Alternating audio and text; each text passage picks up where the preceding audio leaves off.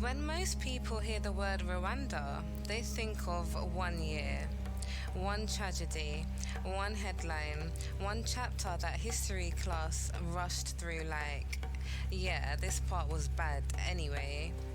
But Rwanda didn't begin in 1994. Rwanda is over 1,000 years old, which means its story didn't start, and it definitely didn't end, where the world stopped paying attention. And if we're being honest, history class really said, and then Africa happened, so let's move on. Today, we're doing something different. This is RearView TV, and today we're looking at Rwanda, before the headlines, during the pain, and after survival. What comes after survival? Before colonial borders, before identity cards, before Europeans started reorganizing societies like furniture, Rwanda already existed as a centralized kingdom.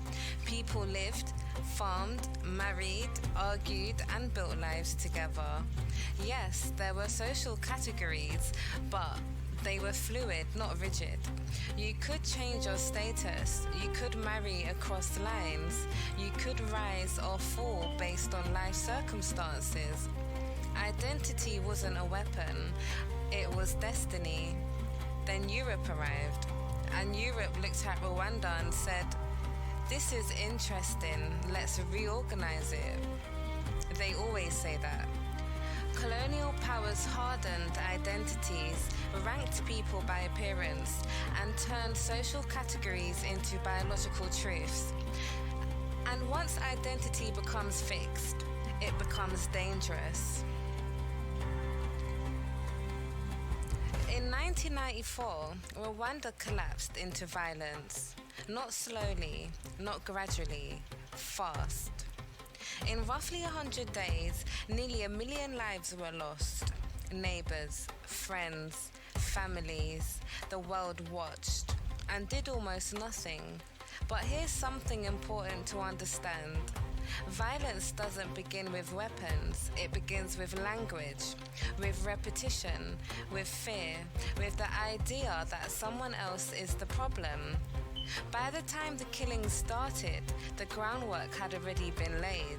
This wasn't chaos, it was conditioning.